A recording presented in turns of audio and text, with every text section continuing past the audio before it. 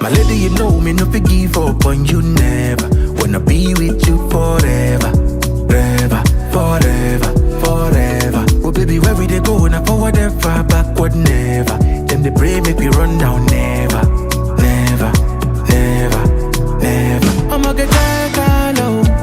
Girl, you the best I know. Our next move they never know, they never know. Money go check I know. Girl, you the best I know. Our next move they never know, they never know.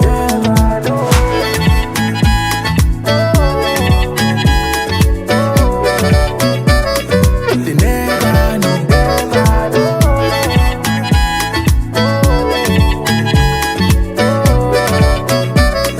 They never know.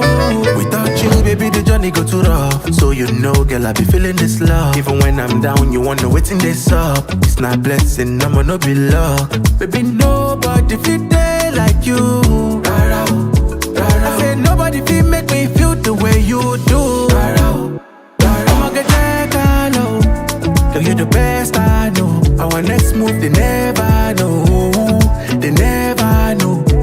Money go check low. Girl, you the best I know. Our next move they never know, they never know.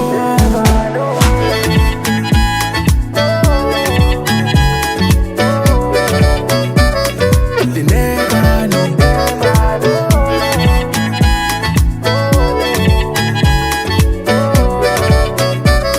They never know.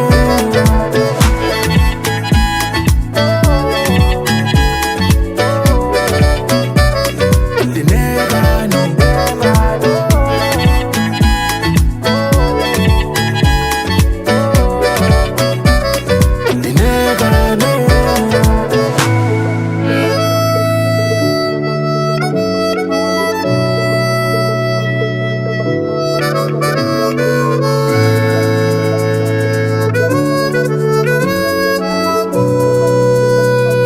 They never know.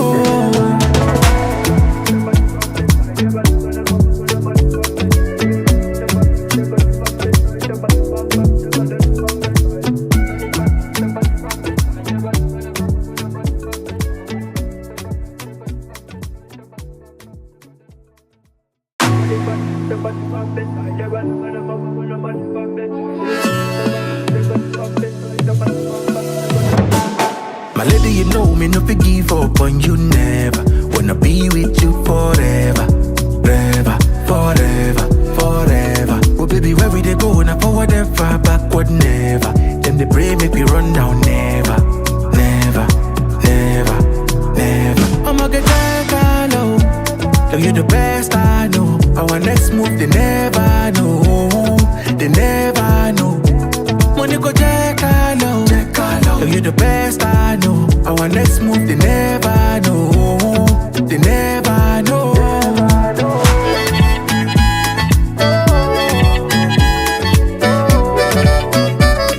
They never know.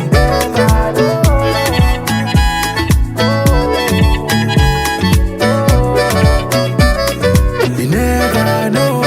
Without you, baby, the journey go too rough. So you know, girl, I be feeling this love. Even when I'm down, you wanna wait in this up. It's not blessing, I'ma no be luck. Baby, nobody feel day like you. I said nobody feel make me feel the way you do. I'ma get that low. Girl, you the best I know. Our next move they never know, they never know.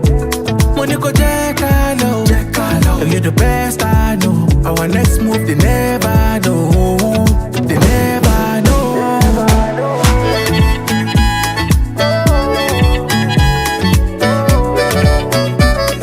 They never know.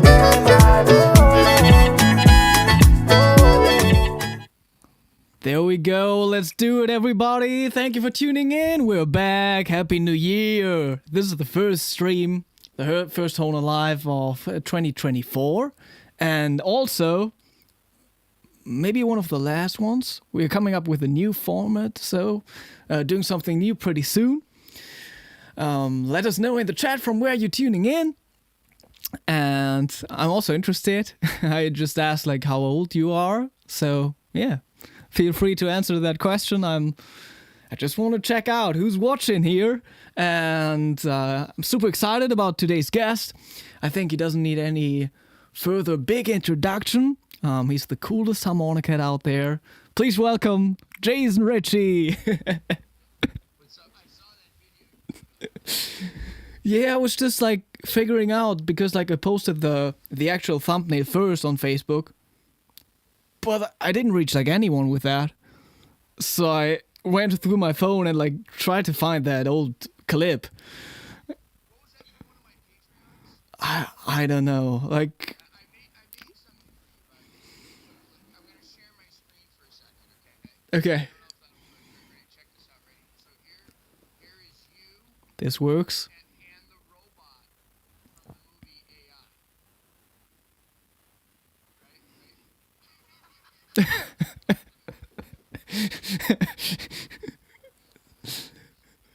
AI. Do I have to know about that movie? It's probably way before your time.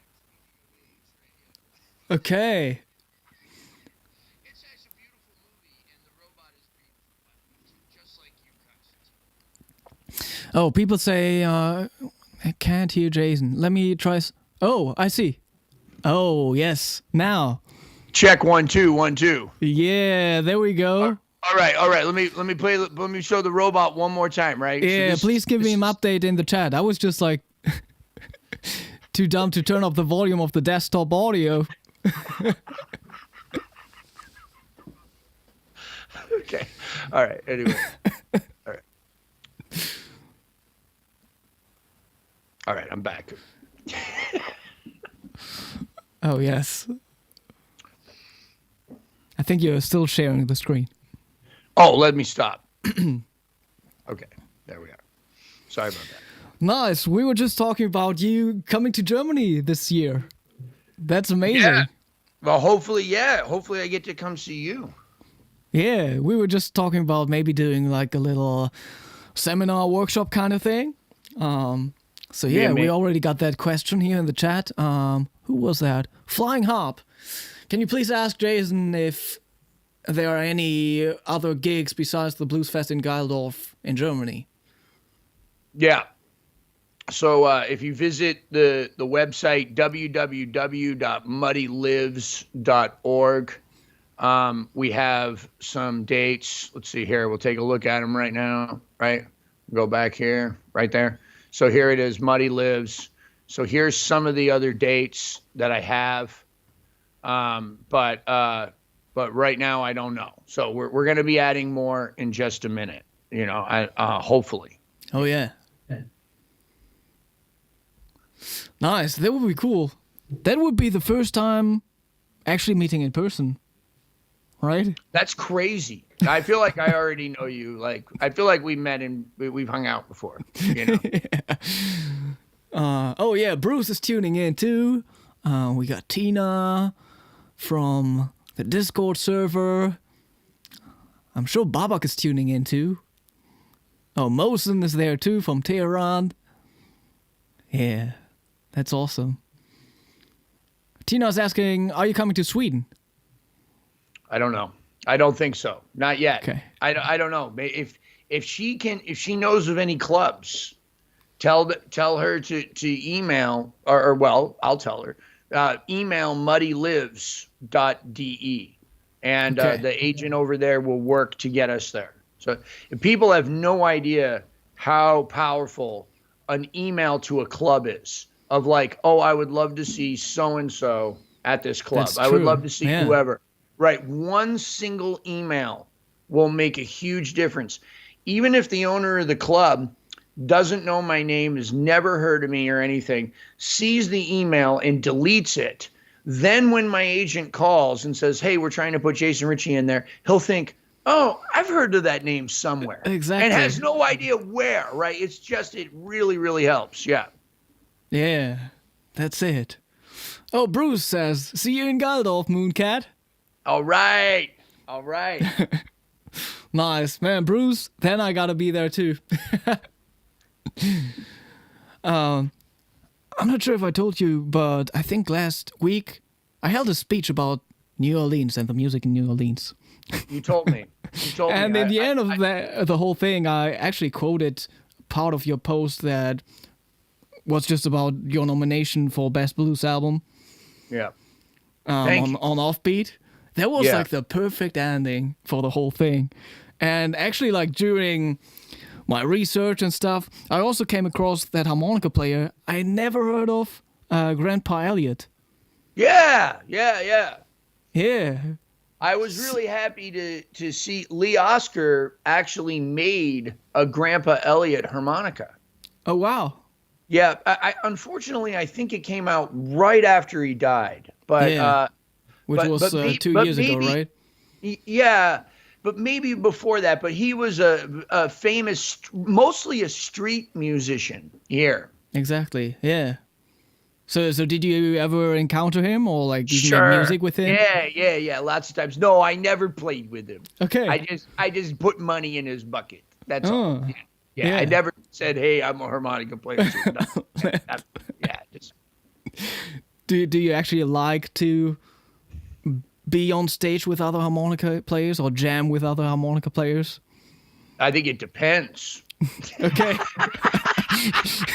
So tell us, like, what does it depend on? This can include some interesting lessons for the people out there too. Yeah, I like when people listen to each other. That's all. That's all. Like, if we can make it an event where we, even if it's a little competitive in a fun way, but if Yeah. we're listening to each other, like if you play something and then I kind of start with something that you ended, and the phrases are relatively equal in bars or time. Like if somebody takes 8 bars and then I play 1 and look at them and then they take another 8 bars, it stops kind of being fun, right? You know what I mean? It's not bad because it doesn't hurt me. I think it actually makes them look silly, right? Like, but it's just no fun. Right. It's if everyone's listening to each other, it's great, especially if it's like solo harmonica, right? If there's no band playing and there's just 2 or 3 harp guys, if everybody knows how to play rhythm and then look at the other one like, okay, your turn to solo. And then that one actually takes a solo and then somehow plays rhythm too so that you can actually do it too. That's really fun, but it's really rare. That's true. Yeah. Yeah, I mean, I definitely got some experience at all these harmonica festivals and jams, and yeah, some of them are good, and some of them I don't know. Right. Listening is everything. Some of them are just like a bunch of players trying to squeeze out a 6 all over blow while someone's playing a 12-bar blues on guitar, you know? Yep. Hey Jay, you're up for a festival in Ireland. Harmonica UK should be in touch. Yeah. Oh, okay, great. Well, that's good because I think I'm okay to go to Ireland. I'm not okay to go to the UK as it has been put out there. Yeah. Liam says, can Jason discuss his version on St. James Infirmary, especially the intro and Outthought? Love his version. Is that Liam Ward? No, that's Liam McGovern. Oh, from okay. Ireland. Sure. So, the intro, I'm just playing a lot of like either harmonic minor or Aeolian kind of arpeggios and scale exercises, and then I just kind of just to try to get kind of warmed up. Actually, it's more for me really than for the listener. It's just to sort of run through it and it sounds cool, right? But and then I start and then I slow down. And then I just hit that melody, bo-do-dum, and the band hits on that downbeat, bo-do-dum. I try to drag it a little, do-do-dum, bum-bum, and I'm lucky enough to have a drummer that can feel that, And so then the outro is something I've been working on for years and years and years, which I've like loosely titled, or somebody titled, Harmonica Caprice in C minor. And which I think was originally in D minor, but whatever. And that's just a series of arpeggios too. And that song is, or song, right? That improv is always growing and growing and growing. And it's actually gotten a lot better since I took the lesson with you, the jazz blues lesson, because I started running stuff from like the third and now I'm not just going off the root of every note, and I'm not just going up sequentially, do-do-da, do-do-da. I'm now like skipping intervals, do-da, do-da, do-da, and trying to add that into it. So it's constantly growing. And someday, I don't know if I live long enough, someday I'll actually like record the opus version of that, right? You know, but that sounds good. Yeah, intonation is so tough on it. And like there's like versions of it where I don't know, for whatever reason I'm great on it, and then there's other versions where I'm like, oh my god, like no, Jay, like you know, like that's terrible, you know. Yeah. Did you ever run into weird situations where tuning actually was a problem, like playing with different instruments that were tuned too low or higher than your harmonicas? Rephrase that question for me. Like, did you ever have a gig with someone, or like at a venue, and the instruments over there were like higher than your harmonicas or lower tuned? You mean like 441 or 442? Oh, maybe there's a venue with an old piano, which is just like, oh, we can only get it up to 438, whatever. Oh, I think that if I did have that problem, I never thought it was them. I instantly thought it was me, because like in my old age, I'm coming up on 50. I have learned one thing. If anything in life, I've learned one thing. I'm usually wrong. Nice. Now, what I will say, and this is a good thing for Hohner, right? By the way, the tie, right? And I'm trying to put on the best face of the company here today, right? And also respect for you, Konstantin, too, right? You know, because you are one of my, you're one of my favorite players on the planet, right? No, don't even start with that. You know it. You know it, dude. Your music is, I mean, I can't believe it. Me and Philippe Gers talk about you in Messenger all the time. We go back and forth. I'm like, "Do you see this one, bro?" I'm like, "He sped that up, didn't he?" Right? And he's like, "Nah, bro, he didn't, dude. That's how he's playing." Like, this is ridiculous, right? Like, I'm like, this guy is amazing. But which one did I speed up? I don't know. I'm just kidding. I'm just kidding with it. But there are rumors, right, floating around, right, that this is not humanly possible. That's the other reason, right? I have the AI right here, right? Is like Konstantin's not real. He's not real. He's a computer, right? All right. Anyway, I lost my train of thought. The harmonicas in the tuning. So I have noticed that I have to play like a crossover tuning, and even then I tend to tune the 5 draw a little sharper, because in third position, that minor triad on 4 draw, 5 draw, this one, that 5 draw always sounds flat to me if I'm using a regular like a deluxe tuning or regular marine band tuning. Crossover's a little closer, and even when Tom tunes them for me, I find myself in the middle of the tour going into the harmonica and sharpening that note, and then I feel fine, right? Okay. I'm okay. Yeah. So yeah, I'm usually the one that's out of tune. That's what I'm saying. Yeah, like for me, playing more and more like some of these classical situations, like I noticed that like the compromise tuning, like if I play the 5/4 blow, that's usually too low, and I feel like I have to, get all my harmonicas just get them to a golden melody tuning, basically. You know? Right.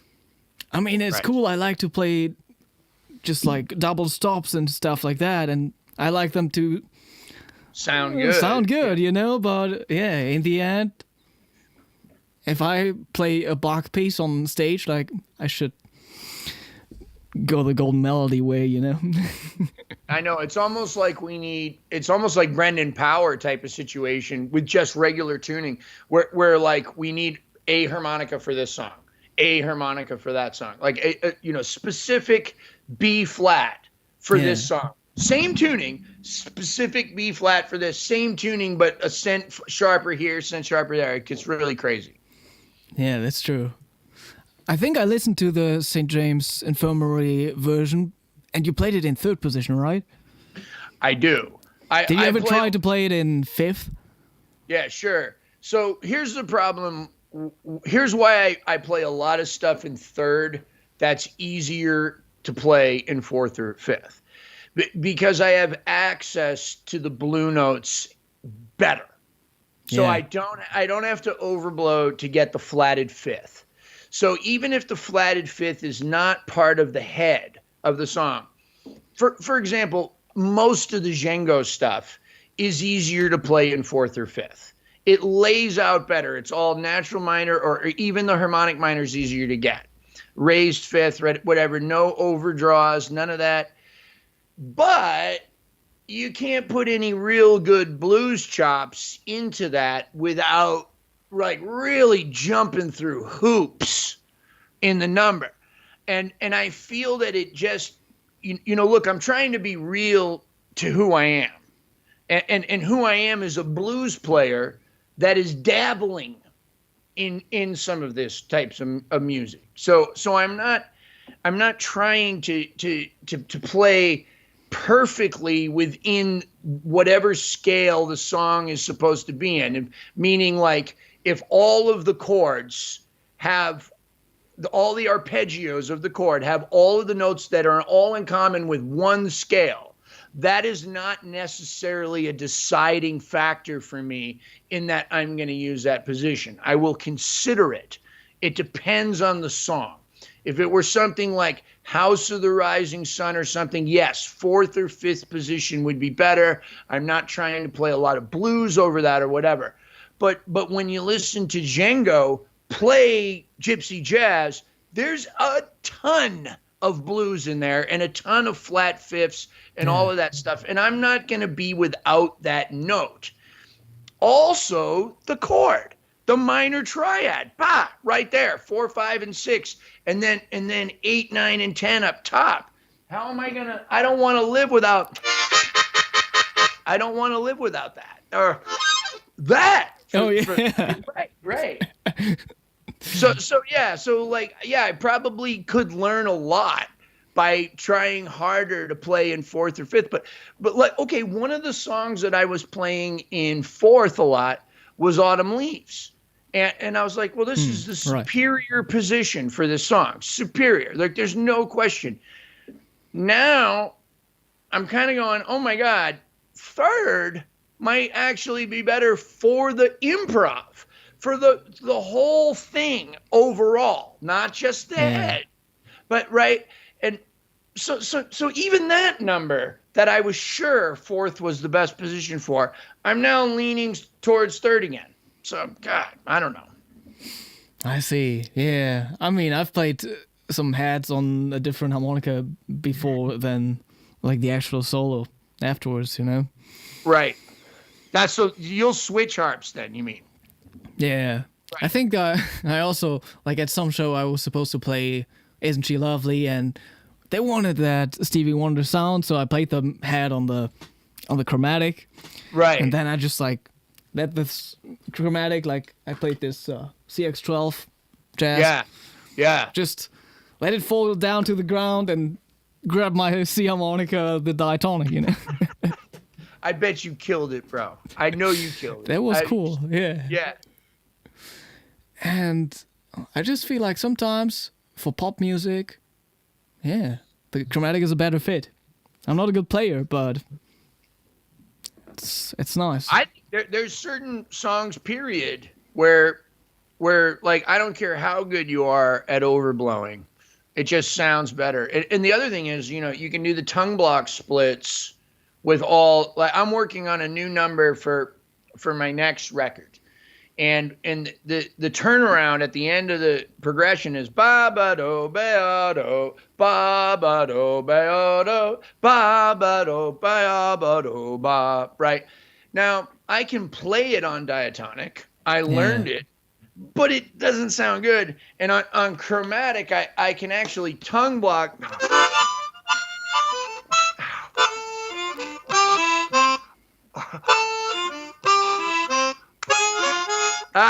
Where are we at?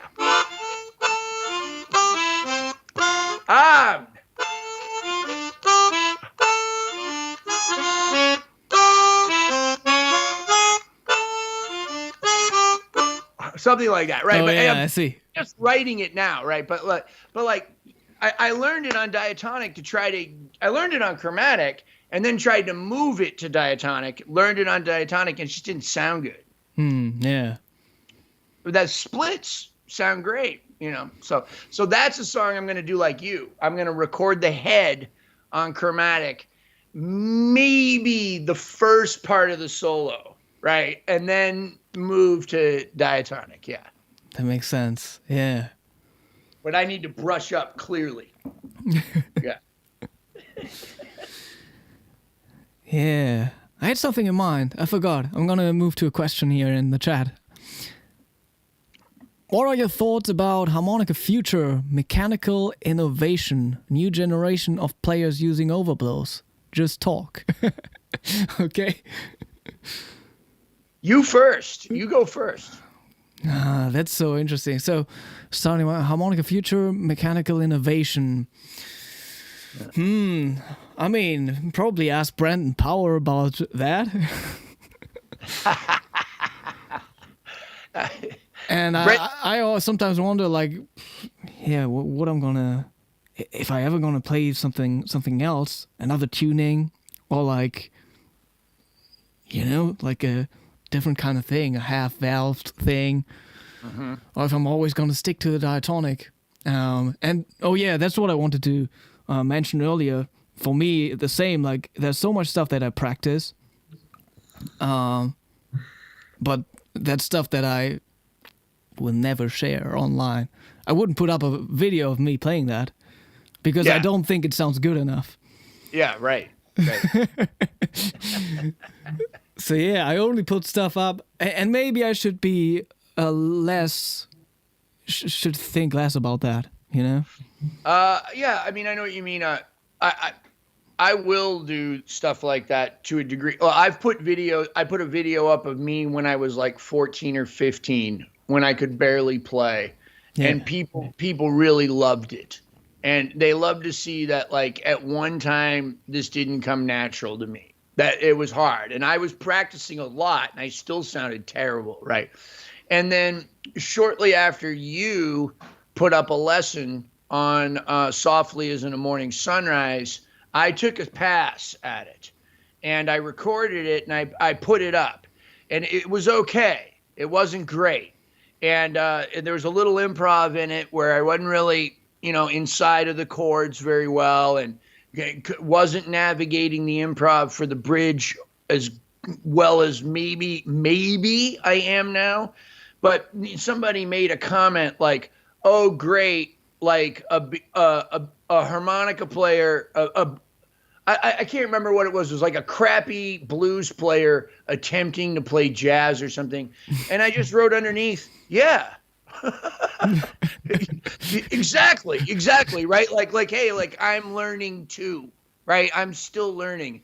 And my Patreon viewers and subscribers get to see a lot of that.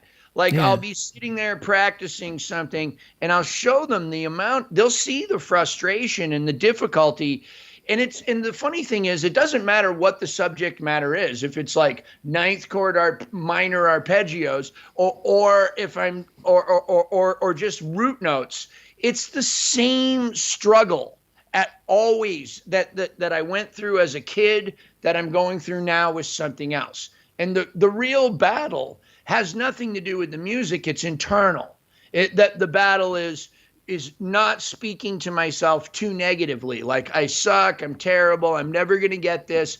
Of course I have those thoughts still to this day, but instead kind of reframing those thoughts into something a little like, all right, I had that thought. That's not true. All right.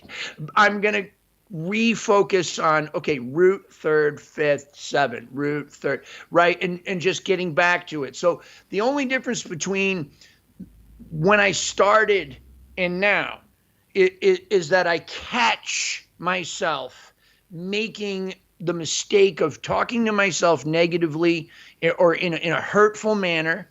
Or the other one is I catch myself when I start to deviate from the subject matter.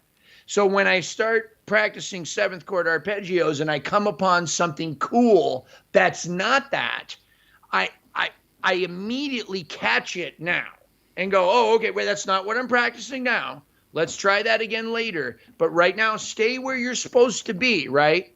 That's it. If anything, do another octave, right? Don't start just playing and jamming, right? That's not what we're doing now. We're practicing now. Later, we can play. Oh, yeah. Okay. Yeah, going back to new generation of players using overblows. I don't know. I wish there would be more. Maybe there are more that I don't know of. There's the Harmonica Festival in Berlin, organized by Marko Jovanovic in March.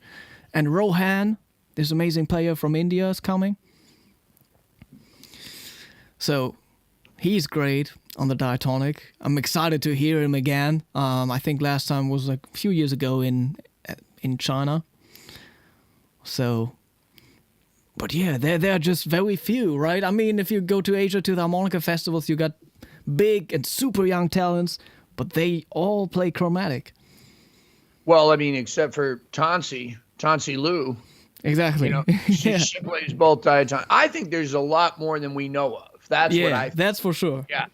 And then look at Shane Sager right now, right? And then you, and then Philippe, right? You know, I'm seeing a ton more. Now, like blues guys, not so much. And Carlos Del Junco has been really overlooked. And I mean, part of that is that he doesn't tour as much and consistently put out records the way that you sort of have to have a career. I mean, if you're not putting out something every year or two nowadays, you're just not relevant, right? Like, it's just the way it is. It's unfortunate, but it wouldn't take me long to drop off the map. I stopped putting out YouTube videos.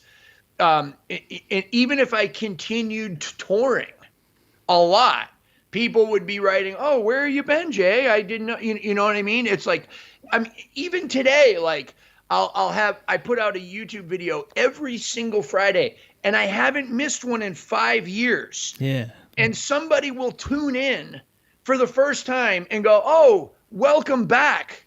Like, great to see you again. I didn't know you were still playing." And it's like, so I mean, you have to really be slamming everything. I think you do a fantastic job. I could be way better. We all could, man. But the Discord, the TikTok, the Instagram, right? I'm at a place right now where I cannot add to my responsibilities digitally.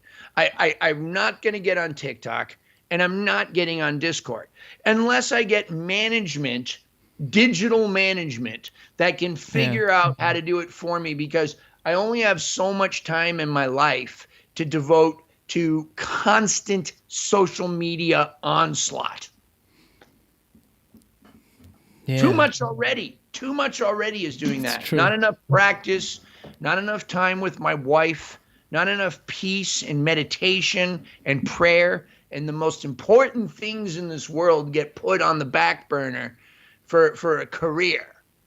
And ultimately that career will never make me happy.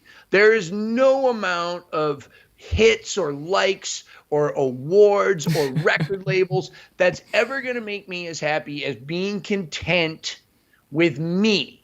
And that takes work, and that work takes time. And so I have to make some sacrifices. So TikTok and Discord are my sacrifices. Yeah. But I love all you guys doing it. I love that you're doing it, right? But I'm 50 now in a month or so, right? Less than a month, I'll be 50. You know, I just don't have time for certain things anymore.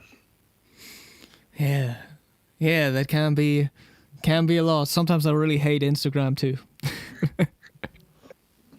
You do great on Instagram.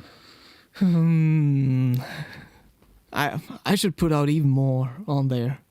I should be like every day playing something, but then like also I feel like, oh yeah, that's not good enough. Yeah, it is good enough, Konstantin. You're beautiful, bro. And your backdrops are incredible. You know, like the way that the videos look, they're very, very good. You know, I've given up. I got to tell you though, it's funny. Like, you know, I put up a lot of cigar related stuff on Instagram. Yeah. It's amazing. The audience that I've garnered by putting up cigar stuff, it's cross-pollinated. Yeah. So I have more people now at my shows than if I were just heavily hitting harmonica players over and over again. I've already hit that audience. So now because I naturally enjoy cigars and post that stuff without caring if it hurts if my harmonica people are going to be like, oh my God, why is there another cigar post? And that's exactly what I have to learn too. Yeah. Right. Cross-pollination. Now I'm getting gigs and podcast interviews for cigars, and I really enjoy it. And I have fans showing up at clubs, like 10 people that are just cigar people now coming to a club. That's 10 tickets at $25 a pop, all from the cigar community. Yeah. You know? Yeah. Yeah, exactly. Because like it's both ways around. Like I do quite some music production, and then I feel like, oh no, I can't put up like too much music production stuff, but also not too much harmonica. Like I don't want to annoy the people who maybe aren't too interested in harmonica, you know? No, do your thing. Just do your thing. Do what your heart feels like. Because I'll tell you what, whether you're wrong or you're right, when you look back, this you can learn from me. You maybe cannot learn any harmonica stuff from me anymore. You're so good. But this you can learn from me. When you look back 20 years, Konstantin, what you will see is not your ability level. It is not how good the video looked, how perfect the sound was or not. You will see one of two things: sincerity or lack of sincerity. Yeah. That's what when I look back at my videos, I see that was either real or that was BS. And I have plenty of both. That's good. Yeah. Oh, Boris is tuning in. Yes, hope you're doing well. Yeah, we got some questions. Let me scroll up. Hey Jason, what does a typical practice session look like for you?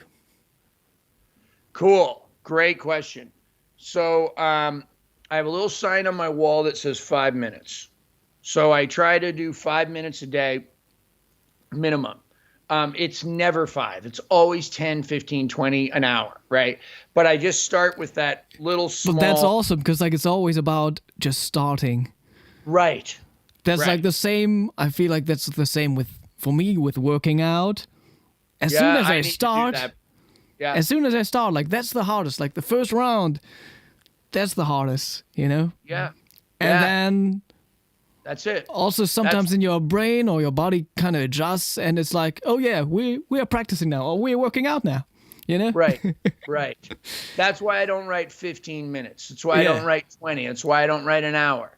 It usually always becomes that. But anyway, so that's the first thing is I have a reasonable or an easily obtainable goal set. The second thing is that at any given time, I only allow myself 2 things to practice. So it might, right now, it's minor triads on a few different chords, okay, and all of the different ways that I can go up and down them. And then the other thing is a song I'm working on for my next record on diatonic. And so what I'll do is I'll do a day of those minor triads, and then the next day I get to switch and do something else. I rarely do both things in one day, but sometimes I do. But I never allow myself 3 or 4 or 5 different things that I'm doing. And then when I kind of get good at it, then I switch to a different thing and I go on that for a little while. Or if I get bored or frustrated, or here it is. If I lose passion for my subject of interest, I find something else that I'm passionate about and come back to it. I don't think anybody should be forced to practice something they don't like. Now, you might not like it at first, and then you find later it's amazing. But if it's amazing and then it loses that amazement, it's time to find something else that's easier to start that 5 minutes with, right? Oh yeah. Right. Well, like I love the 5 minute thing. Yeah. When I took the lesson from you, and it was on like basically 6-chord arpeggios over a jazz blues, right? And maybe adding 7s and 9s, okay? And also leading tones. We discussed a lot of stuff. I took another lesson on the same subject with Philippe Gers. So I had both of you guys input. And the one thing that I got out of it really was quarter notes. Just run it 1, 2, 3, 4. 1, 2, 3, each note like that. So I did like, I don't know, a year of that, of 5 minutes a day, just quarter notes and stuff. And my playing improved immensely. And my thinking and relaxation on stage on that stuff has gotten better and better. And I could still go back to that subject now with the same amount of passion and enjoyment. And honestly, I can't wait to return to it. I can't wait. But I'm on to a different thing right now, right? But anyway, yeah, it's amazing. It's limitless. It's limitless. Do you ever think, do you ever discover like old recordings of yourself or old work, whatever, and being like, wow, that was so creative. I'm not sure if I could do that today again. All the time. You know, because I get that feeling now from time to time, you know? Yeah. I mean, I think you're a big improviser. Are you? I like improvising. I would never call myself a jazz musician, but well, okay. But I like to improvise. I would never call well, first of all, I would say you're better than a lot of people who do call themselves jazz musicians. but I think whether I'm playing jazz or not, in spirit, I'm very much like a jazz musician because I never plan ever a solo. Yeah. I might have the first lick of the solo planned. And even that, I'm ready to throw in the garbage the second the downbeat happens. Right? So because I'm improvising all of the time, I'm never playing the same solo twice. Because of that, there's a ton of material that's really amazing that I can't duplicate. And there's also a ton of material that I would never want to duplicate again. Right, yeah. Right. But speed is from my 20s and 30s is like, oh my God, I cannot believe I was playing at that tempo. That amazing, that's amazing. Right. But do I want to really duplicate that again? Sure, I would like to have the ability to do it, but is it worth sacrificing harmony, melody, and rhythm to go back to that? Not really sure, right? Yeah. It's like athletics. What do I want to do? Do I want to be the fastest guy in the world, or do I want to make art? Right. And at one time I thought I could do both, and maybe I did for a little while. Right. But right now I'm at a different place in my life where I'm like, look, let's just play some stuff that's real. Oh, yeah. I love harmonica players that are not very technical. because they're playing from a real place, right? That's just incredibly sincere. That's all I want to really hear at the end of the day. Yeah.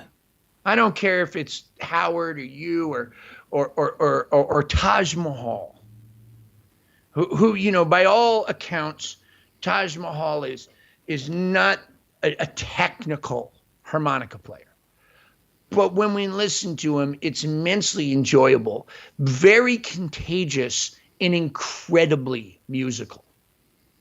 It's all that matters. Yeah. We got more questions to run through, which is nice. Little Dre, what do you think about doing an overblow and then letting the dirty sound to get in the overblow that sounds like almost like a double stop?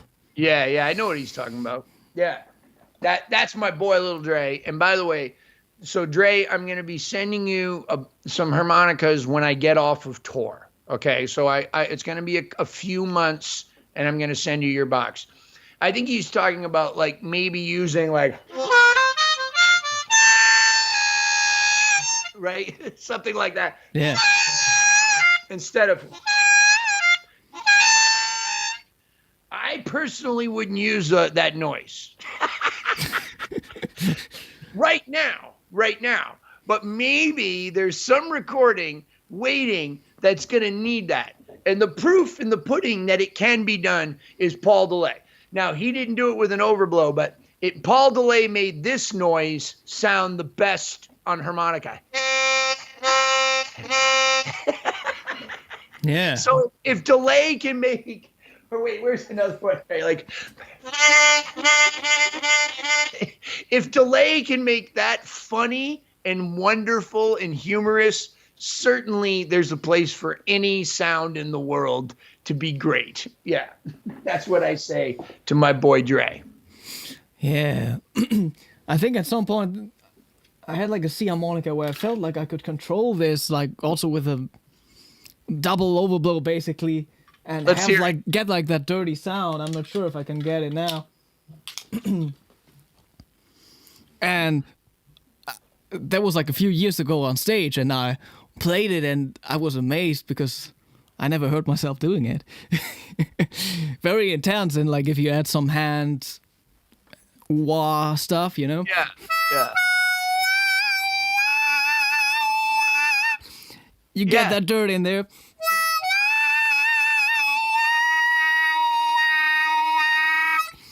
Yeah. There it is, right? There you go, Dre.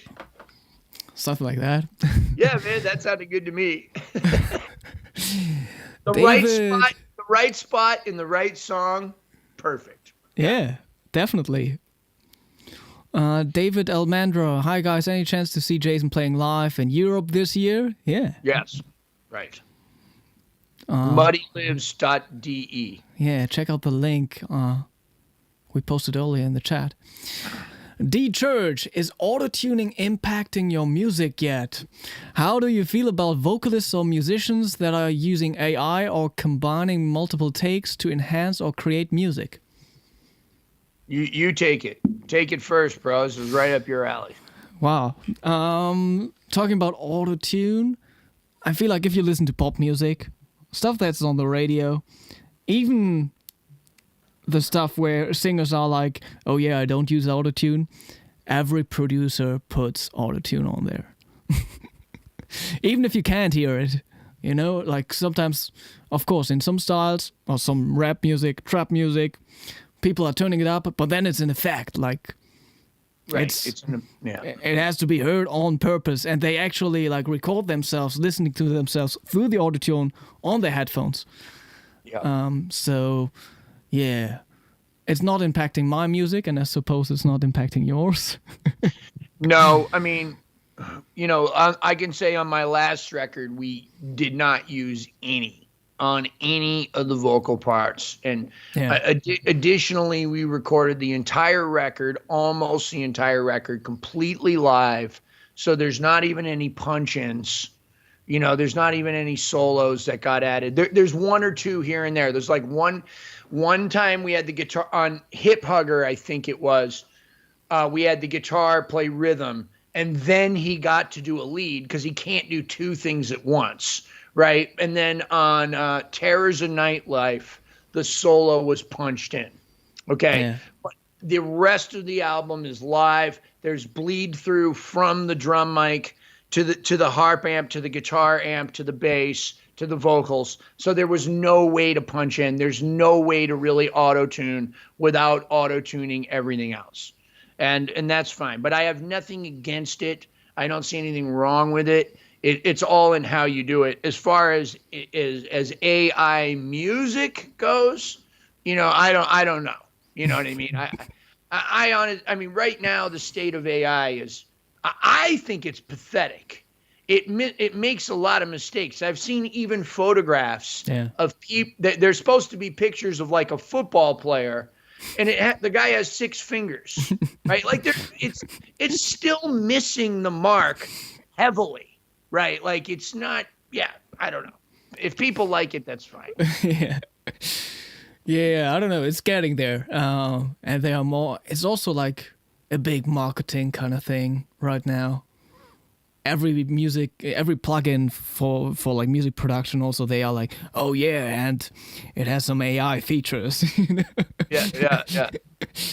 But yeah, even if music on the radio, like pop music, isn't auto-tuned, they are melodyning the vocals.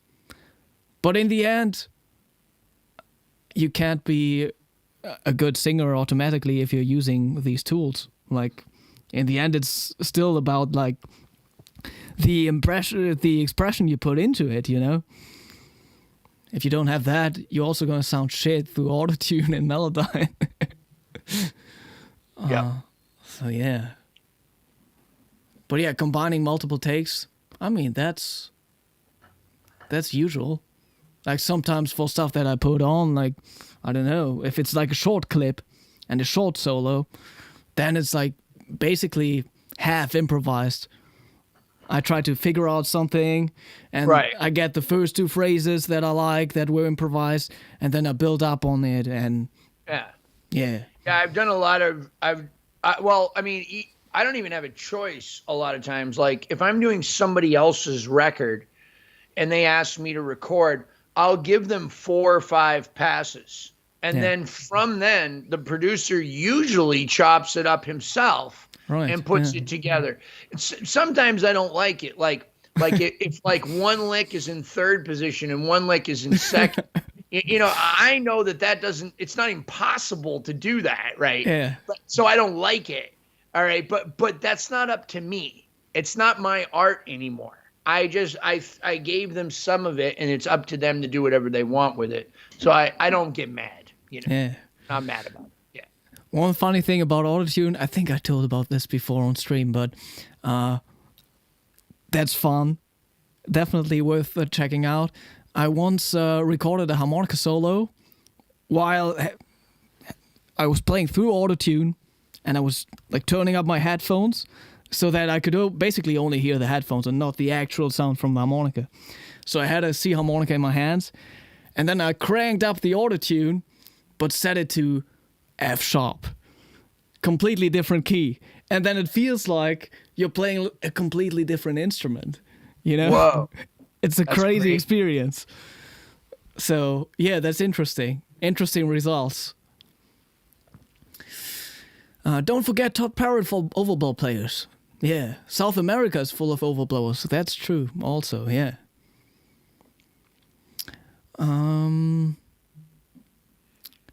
Question to both of you. Favorite Sonny Boy Williamson 2 song to play and why?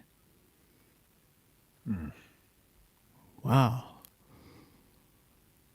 I never really consciously practiced that stuff. I've only practiced a little bit of it. More recently because I've been teaching. Yeah. But I don't know. I really liked his song that he did with a vocalist who was doing the bass part, called Mighty Long Time. I always thought that was beautiful. I really love I Have a Right to Trust My Baby, right? The first position song that Kim Wilson covered on Tiger Man. That is a tour de force, I think, of first position blues. Um, and then, of course, the classics. Don't Start Me Talking, and I think it's important to note that this is a player that you will hear playing tongue blocking. That it is not possible to replicate that sound lip pursing. So even a lot of the Little Walter can be replicated convincingly as a lip purser. However, when you move into Sonny Boy and you're hearing right, that sound, if you try to, it doesn't matter how sloppy or how much opening and closing you do, because down on the first two holes, the first three, you can really replicate that tongue blocking sound just by opening and closing. But when you get up into 3 and 4, it's impossible to achieve that brilliant rhythmic slapping that's very lazy.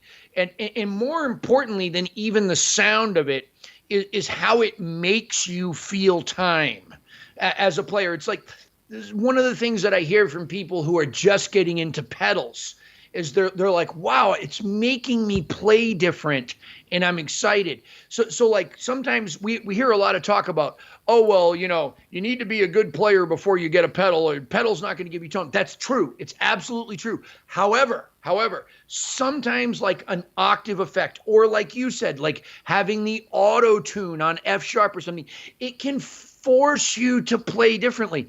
A tuned harmonica, a Brendan or a Will Wild tuning can make you come up with different ideas. You can later move those ideas back to the standard instrument or with playing without the pedal or whatever. But tongue blocking is an effect, and it makes me feel time in a way where I have the behind the beat feeling much more naturally, which also allows me to feel where the beat is and where ahead of the beat is, which are all elements of swing. And when we hear talk about swing, particularly in blues and jazz, most of the time everybody's talking about everything being behind. Well, I mean, it's true. There's a lot of feelings of relaxation, of conversational things that come from playing way back. However, swing itself is behind, on, and ahead, and any soloist that is really swinging will employ all of that in any given solo. If you listen to somebody like Charlie Parker or one of the great improvisers that's constantly swinging, Bill Evans, that's constantly swinging all the time, you hear push, pull, and dead on center constantly. It's effortless. And that all comes from playing at zero, from trying to play as perfectly as possible on time. Then you can feel below and ahead, right? But anyway, Sonny Boy is a wonderful example of that tongue blocking thing influencing the way we feel time, and it's very important to study him, if nothing else, just for that. That's all I got. Oh yeah, and then I'm also thinking about playing behind or even singing behind, like thinking of all these bossa nova singers from Brazil. They are crazy good at this. Like sometimes they are so much behind, and you think like, wow, how are they gonna fit like all of these vocals into the next phrase to arrive, And they do, like they always know where the downbeat is. Right, and it just happens, and you're like, and after it happens, you're like, oh yeah, but like before, when you're waiting for them to sing, and then all of a sudden they come in, you're like, oh no, there's no way, and then they just finish the phrase, and it's like nothing. Right. Yeah, exactly. Yeah. Right. Do you ever record yourself and harmonica for your students and like send it out? And if so, how do you process your harmonica playing, the recording? So I'm very old school. I have this microphone, and I have two speakers here that are kind of pointed at the microphone, and I usually don't even do a test run. Yeah. I don't even record to see what the levels are. And sometimes it comes out pretty good, and sometimes it doesn't. Yeah. Sometimes it's a setting changes on my computer that I didn't know, and it's bad enough that I have to re-record the entire YouTube video. So I just recorded a 35 or 40-minute video, and the sound is shitty. And pardon my language. And then so sometimes I'll leave it, right? I'm like, oh, and I'll just put an apology at the beginning of the video. Oh, sorry, right? But yeah, so for at home, I try not to get wrapped up too much into production, right? Yeah. I want the content to be powerful. Now, it can be better if I were to do that, but I just don't have the bandwidth, so to speak, in my brain to devote hours and hours and hours at this stage in my life of getting a home studio perfect, right? It's just not that's not the point of my YouTube videos. They're for teaching. They're not really for demonstration. Every now and then I'll get a good take on a backing track that I'm at home practicing, and I'll go, oh, well, let me record this. And it comes out great and the sound's okay. And that'll make it onto a clip on Instagram or on Facebook or something like that. But I'm not sitting around trying to produce content from home that I think is professional. Maybe that's a mistake on my part, but I'm just too old school. I'm still rooted in the go to the show, play at the show. Right now at the show, I'm very concerned with sound and sound check and how the bass sounds and the drums, and are they gating my kick drum? Don't dare gate my kick drum, right? Like all these kinds of things. These are immense concerns in a live venue. But at home, for YouTube, for Facebook, for Instagram, I don't really care, right? Yeah.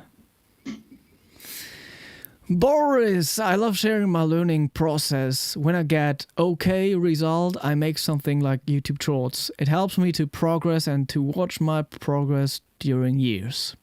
That's good. Yeah.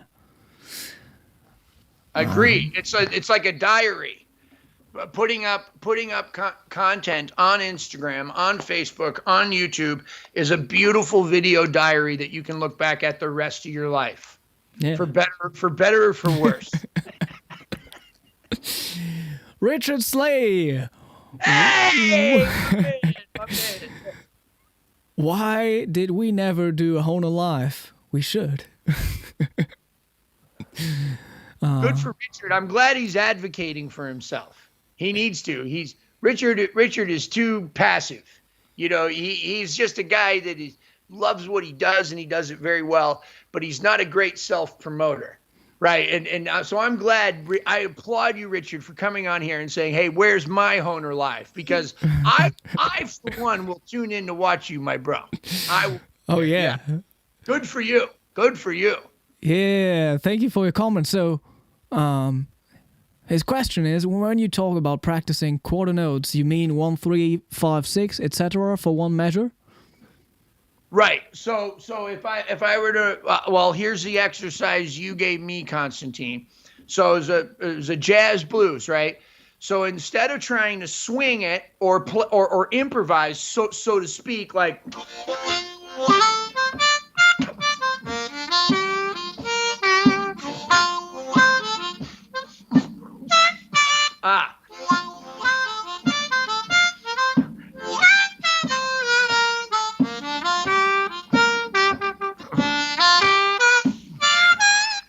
Anyway, this harp's got a little stuck, but anyway, instead of trying to do that, 1, 2, 3, 4.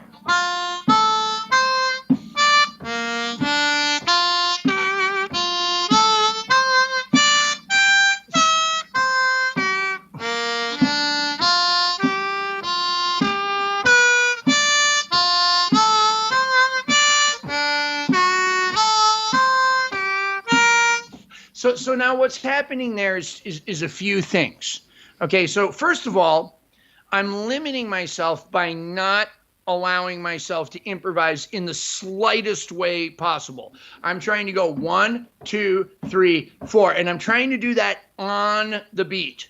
So as much as I want to 1, 2, 3, 4, as much as I want to do that, I'm not giving myself that option. So this is creating a fire in my belly. that's making me not want to do that, which is making me excited about harmonica again. Okay, so there's that. The other thing is, because I'm trying to play on zero, nothing, 1, 2, 3, 4, and I'm not trying to 1, 2, 3, 4. I'm not trying to rush or drag. I am now capable of feeling where ahead of the beat is and where behind the beat is, because I'm doing what I call Ned Flanders, the character from The Simpsons. I'm just trying to play it as straight as possible. So that's the first thing that's happening, is the urge to swing and the knowledge and the awareness of where ahead of the beat is and where behind the beat is starting to become internalized. That's one. The second thing that's happening is I'm feeling 1 beat per note. So I'm getting an awareness of the bar. I'm reprogramming my brain to go, here's 1 bar of 1. Here's 1 bar of 4. 1 bar of raised 4. 1 bar of 6, right? So I'm getting a better overall view and feel of the structure, because I'm not one ba ba da dee ba da da da dee da ba do dee. I'm not doing that. I'm not even giving myself a second octave. Boo, do, do, do, do. The third thing that's happening is I'm gaining more awareness of what tones or notes have in common with multiple chords. So 2 draw is the root of 1, but it is also the 5 of 4. So now when I am improvising, I can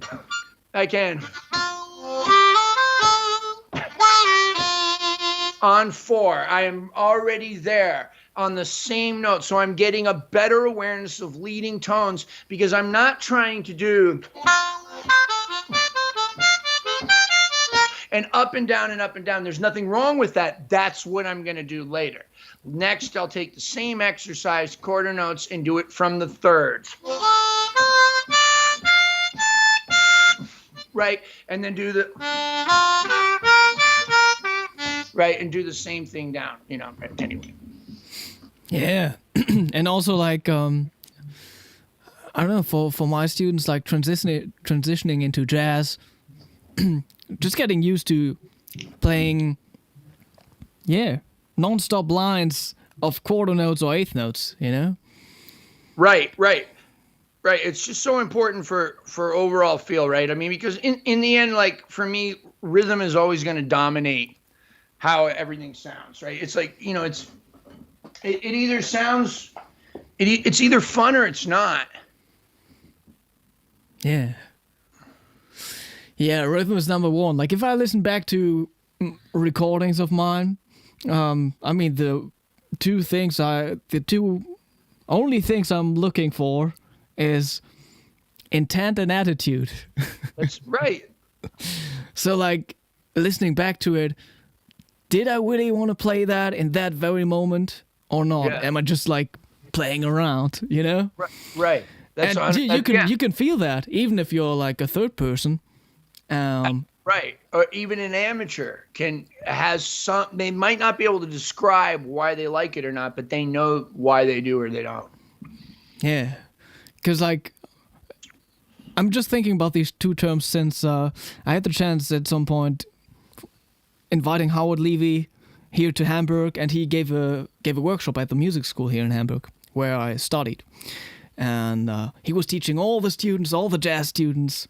Didn't matter which instrument. Everybody was super happy about what he did. And then at some point, an old drum colleague came in. He played with him before. And they started to play giant steps in whatever, odd time meter, 11/8 or something like that. Stuff I usually don't like listening to.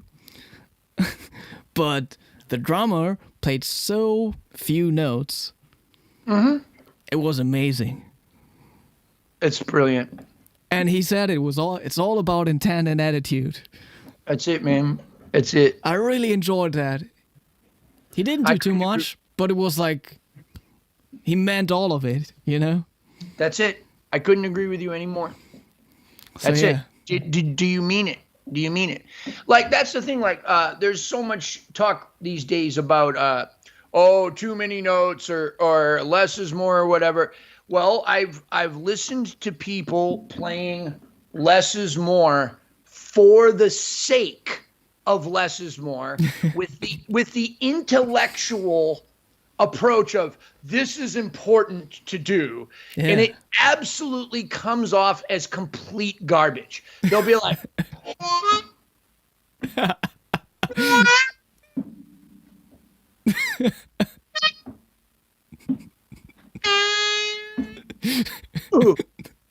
Yeah. you're so full of it. You're so full of it. And then I've heard people, I used to say when I was playing a million notes, a lot, I used to tell people, come to my show. Come to my show, right? Watch it in real life and then tell me that I don't mean it, because my life depended on it, right? Like I'm playing that way because I had to. Now, even today, I look back at that and I go, okay, some of that was BS, okay, but most of it wasn't.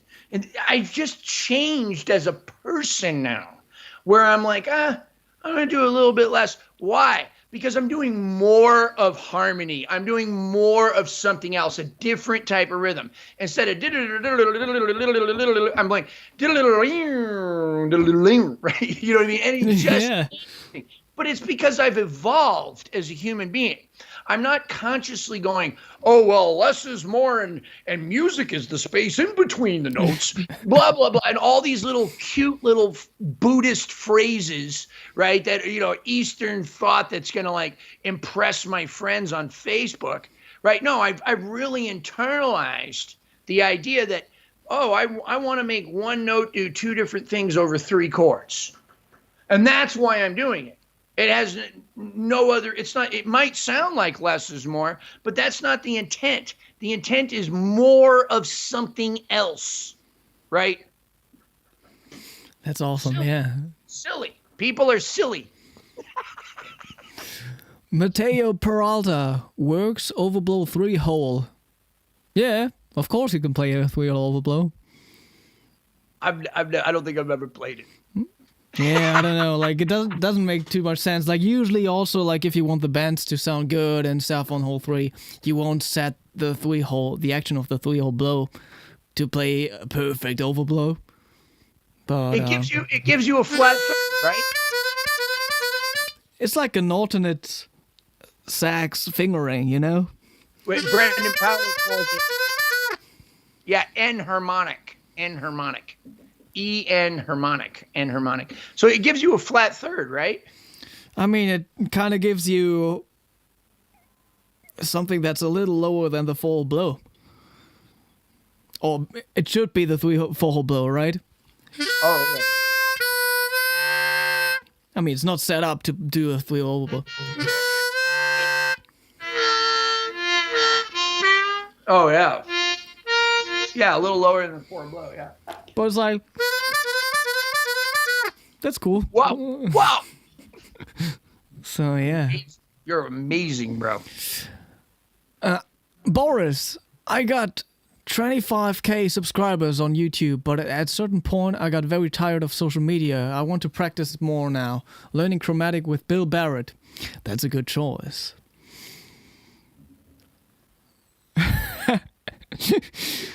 Where do you get these effects from? They just happen. Magic. I just update my computer every now and then stuff like that happens. Social media is about personality. Your music is only a reason to follow you, but actually they are interested into personality, not music. Aww. Funny selfies and cats got more likes than new tracks. Whoever said that is a genius. That's Boris. Boris, you're so smart, bro. You're so smart.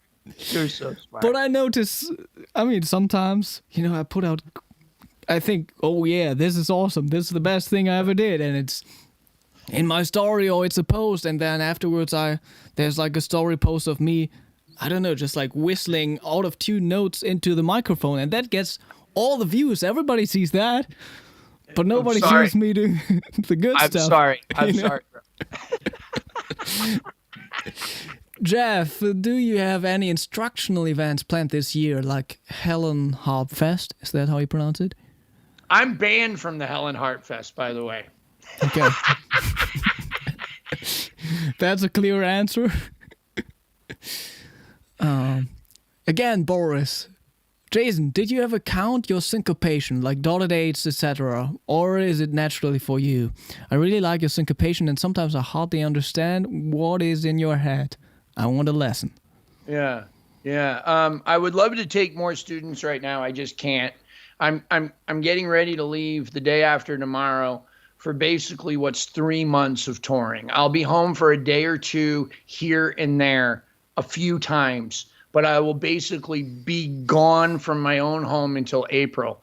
Almost all of my YouTube videos will be recorded on my phone from hotel rooms and green rooms backstage. Okay. So I really can't take students right now, but my advice to anybody that does want to study with me is to continue trying.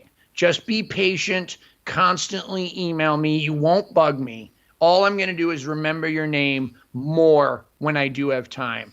Yeah. It's okay. But be patient. Don't write something like, well, I guess I'm not important enough for you to talk to. Like, that's a great way for you to never. Did you ever get messages like that? Every single day. Every single day. Like, and a lot of times I'll see an email and it's really touching and I want to respond and I intend to respond. But then the phone rings and then I handle that phone call. And then while I'm on that phone call, another text message comes in from my brother or from my agent or from my mother or from my friend that just had a heart attack. And I deal with that. And then I forget. And then the next day I wake up with an email that says, geez, I guess you're too big to talk to me now. And it's like, wow, you're gone. I will never speak to you again. I'm not angry at you. I just don't have room for that. Because when I was coming up, there was no Facebook. There was no Instagram. There was no way to if I wanted to write Howard Levy, which I did, I wrote him a letter. Yeah. And I wrote numerous letters before I ever got a response back. Numerous. And I was never mad at Howard or never angry. I was grateful when I got something back. I never had a thought in my head that you're too big for me or any of that kind of stuff. The world is not, everybody doesn't owe you something, right? That's the thing that I've tried to learn myself.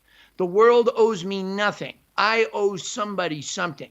So if you have an attitude of gratitude, if you can practice patience, if you can practice compassion and kindness like I try to practice, then all of a sudden it'll be amazing how many doors will open for you. Amazing. Yeah. Nice, I realize you're extremely busy. I hope I'm not bothering you. However, here's what I've been working on. And I'm having trouble with this. So when you give me some information about yourself, now I'm intrigued, right? Like, you know, oh, wow. Oh, I remember what it was like to struggle with that. Yeah. I can't help but respond now. Doesn't matter how busy I am. Or even better, I don't know. I've been following you for 3 years and I know that you are really good at this. And right now I'm working on this and, you know. Right. And I mean, I remember, speaking of Richard Slay, when I wanted to take a lesson on customization with Richard. And he, frankly, at that time, was one of the most popular customizers in the world and didn't really have time to do that for me. But I would get Richard's influence by saying to him, hey, Richard, you know, when I'm tweaking the 6 overblow and I'm putting an arc on it and I've already embossed this, I give him some information about that shows that I've tried first on my own. Yeah. I'm not looking for an easy answer, like to solve all my problems. When I'm setting my amp and I put the bass on 10, this is what happens, right? That kind of thing like that. Show me some initiative and you'll be there. All right, I forget the rest of the question, but yeah, I forgot it. Yeah, it was about counting syncopation. If you actually like count that consciously or practice that in a specific way.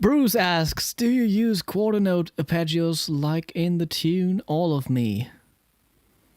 That's a Konstantin question. Quarter note arpeggios like in the tune All of... I mean, if I play All of Me, I'm not sure. You could practice that, but I wouldn't play a lot of quarter note arpeggios while actually playing the piece on stage. But for improv. Yeah. Right, not on stage, no. But for practice. For practice, yeah. Yeah. Right.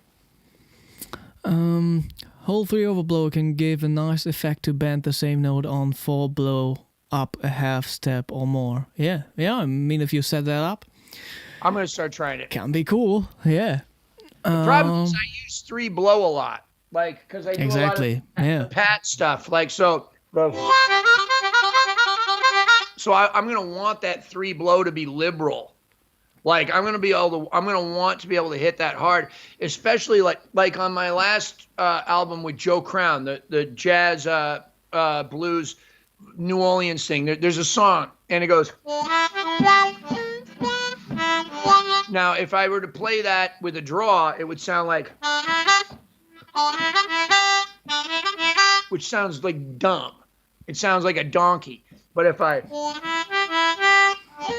Yeah, you want a little more legato there, right? Right. So I need that 3 blow to be... Even now, I'm reaching over and I'm getting my little pick and I'm taking this harmonica and right now, even now, I'm lowering that note, right? Because it's too tight now. It's too tight now. Yeah, it's part of this. I think at some point I uploaded a video called Mastering Bendings on Hole 3 or something like that. Yep. And there's this exercise I do there which uses both the 2-hole draw and the 3-hole blow. Yeah.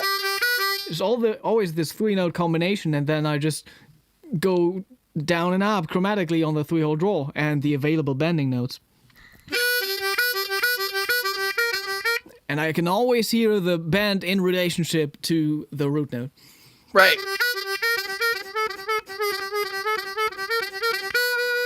So going up and down there. Right. Right. I do that same thing a lot. Right. So I definitely need that 3. Well, that's how I feel about the 1 overblow. Like, so I listen to some of the guys that use that note. It's great. And I sort of wish I could have it set up down there. But the bottom line is I like playing a little harder down there. I enjoy it. And I'm not willing to give that up, you know, for a raised 5th and 2nd position or a sharp 1 and 3rd, right? I'm not willing. Yeah. Tina, are you bringing your cat to the tour? Hey, cool question. So sometimes we bring the cat in the van to somebody's house to stay while we're on tour. So he might ride like 400 or 500 miles with the whole band, the cat, right? Yeah. With the litter box under the seat of the van, and like. But we try to not do that. What we have is a cat sitter here in New Orleans that we trust, right? Chris Hodnell, sorry I'm late. I'm at work. What are the first 3 things a beginner should learn? You go. Take it, Konstantin. That's crazy. The 3 things. I mean,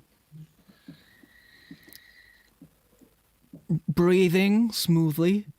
Just having a smooth transition from draw to blow and back.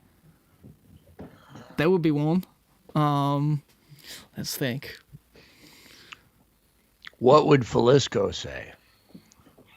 Tongue blocking. Tone. Falisco would say. I mean, that's kind of, yeah, I'm not sure how much the breathing plays into that, you know? Right. Good point. But yeah. I'd say probably that. Yeah. I mean, you want to play single notes. Single notes. And whatever way you want to do it, learn how to play the single notes. And how do they sound, right? So tone. So single Yeah. notes, and then tone, and then maybe like bending. I don't know. Yeah, interesting. I actually I wrote an instruction book. Did I tell you about this? But it's like just like in the end, it's more like a song book, let's say. But yeah, it will be published by Hal Leonard. It will be out in spring this year, I think. So I had to think a little about what you should do as a beginner, and I'm definitely starting out with a lot of chugging and breathing. But yeah, articulation, very important too. Little Dre, Jason, bass player from your band, feeling better now? I will be praying for him. Thank you, Lil Dre. He's better. I'm going over to his house tonight to watch football, but he's going to miss about 3 months. He had a quadruple bypass heart surgery after having a heart attack. We're trying not to be stressed right now. We have a replacement bass player coming in, but his passport information is not straight yet. So we're trying to trust God that it's going to happen. And if it's not, we'll figure it out after that. But it's really hard to not get caught up in it. Every morning I wake up and I'm looking for a text that says I got my passport. And that text has not yet come in, and that's okay. We'll figure it out later. Everything works out in the end just the way it's supposed to, and it'll be a lesson one way or the other, right? So, love you, bro. That you two need to be friends. You, Konstantin, and this young man. I don't know about him. Yeah. Okay, good. Okay, good. He's a very passionate young player. Yeah. Awesome. What else? I have the same feeling before I am in the ring. So stressed. Are you fighting? Or what? Yeah. Let us know. When I draw a note, I inhale from my nose too a little. Is that a normal thing? Yes. I think that is a normal thing. I think it's funny that they noticed it. Eventually it will become subconscious. And this is one of the ways that we get air while we're playing, right? Like when we're playing a lot of draw notes or whatever, like it's a form of like subconscious circular breathing. I've noticed it even with cigars, with flavor, with real flavor, getting real flavor is that it's a very relaxed thing. It's just a natural way. The longer you play, the body will find a way to get air. A trumpet cannot inhale. Yet we see trumpet players playing every single thing. So they're just exhaling. So it's like a harmonica that's just inhaling. You will always find a way to get air, and that's one of them. And the body just naturally learns. That's what I think. What do you think, Konstantin? Yeah, let me think. Do I actually do that? I don't think so. You do it. I feel like my nose is completely closed all the time when I'm... If you were playing... You think it's part of the playing? If you're playing multiple notes, I'm sure if you were to slow it down, you would notice that there are tiny incremental little inhales that are happening on blows. I promise you. Like if you were moving fast, but... On blow notes? Yeah. You're like... it might be on and off, like, but yeah. Right, but there's little. Yeah, right. Of course. We don't notice it because we've been playing so many hours that it's just happened, right? But yeah, but I've heard harmonica players that are too heavy on it. Like I've heard guys where you can really hear them like that, right? But it'll go away over time. Yeah. Do you ever check out the jazz greats on YouTube? Not their music, but their interviews and musical knowledge, including their path to how they got to where they are. You want to go first? I really don't anymore, maybe. Yeah. But yeah, I still listen to some jazz. There's this new thing that Chris Potter released with Brad Mehldau on piano. I'm the biggest Brad Mehldau fan because he also plays with a lot of intent and attitude. If you watch him live, He's like sitting there on his piano, always looking to the right, Yeah. closing his eyes, and if he doesn't hear anything in his mind that he wants to play, he just doesn't play. It's just like both of his hands are just there waiting. Beautiful. You know? Beautiful. It's the best thing ever. Yeah. I'm subscribed to an Instagram channel called Jazz Memes. And on that, they have a lot of little short interviews and clips with all kinds of people. Yeah. Some of them have made their way into my YouTube videos. There's an Allie Jackson speech about practice and intent and focused, deliberate practice about making it a way of life, where he's quoting a German, I believe, German philosopher, K. Anders Ericsson. And that's made it into my YouTube videos. So and then Herbie Hancock talking about certain things or interviews. If I can find my wife recently, I'm the biggest Charlie Parker fan out there, you know, like that's not a saxophone player or not even a jazz player. I love Bird. If I can find any interview at all with Bird talking, I'm going to read that, every word of that intently. So yeah, that's very important to me if I can find out information about people talking about stuff. I think that's why everybody's here right now, right? It's not even about the harmonica. It's about the approach. And so much of what you and I have talked about today has very little to do with overblows and bending and intonation. It has much more to do with us as people and the struggle and the whole thing, right? So yeah, it's a way of life. It's a philosophy. Music should be, even for the hobbyist, is a way of life, right? My relationship with cigars is much more spiritual than it is about tobacco or blends or anything. It's about taking time out. It's about shutting down, and it's about focusing, and it's about taking in my surroundings.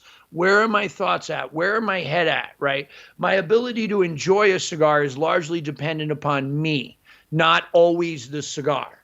If the cigar is not delivering in flavor or performance, a lot of times that's because of where my head is at, not the cigar itself. Sometimes it is the cigar, okay, but mostly it's me, right?